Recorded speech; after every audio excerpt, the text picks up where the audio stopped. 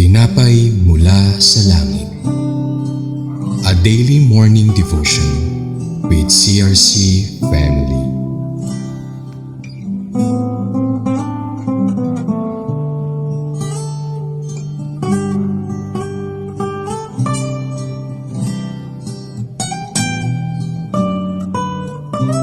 Praise God, Hallelujah. Magandang umaga po sa bawat isa. Ako po si Pastora Litimier. Ang ating pagbubulayan sa salita ng Diyos sa umagang ito ay matutunghayan sa Leviticus chapter 24 verses 15 and 16. Ang pamagat ay The Principle for Israel to Learn from the Death of Blasphemer. Sa Tagalog, ang tuntunin para sa Israel kung paano mamatay ang mapaglapastangan. So madali po tayong manalangin. Aming Ama na nasa langit, lumalapit po kami sa iyo at humihingi ng iyong gabay at patnubay para maunawaan namin ang iyong mensahe sa magitan ng iyong mga salita. Nawa magbibigay ito ng karagdagang kalakasan sa aming pananampalataya sa iyo. Ito po ang aming panalangin sa pangalan ng iyong anak na si Jesus, na aming Panginoon at tagapagligtas, at sa gabay ng banal na Espiritu. Amen. Basahin po natin ang Leviticus chapter 24 verses 15 and 16. Verse 15, at sasalitain mo sa mga anak ni Israel na iyong sasabihin, sinumang mapanungayaw sa kanyang Diyos ay magpapasan ng kanyang sala. Verse 16, at ang lumang pastangan sa pangalan ng Panginoon ay papataying walang pagsala. Walang pagsalang pagbabatuhanan siya ng buong kapisanan, maging taga-ibang lupa o maging tubo sa lupain, ay papatayin pagka lumapastangan sa pangalan ng Panginoon.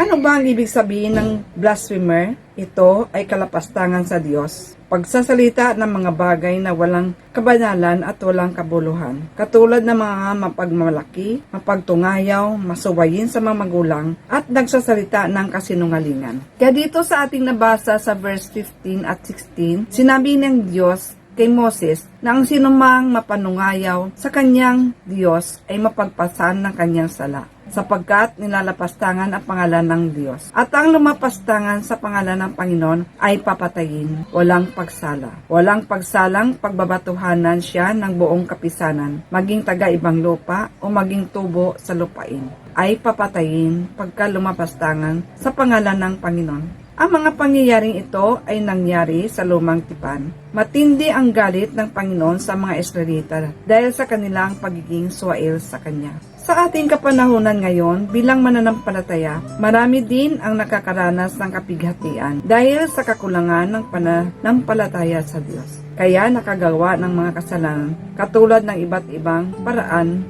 ng pagsamba sa Diyos.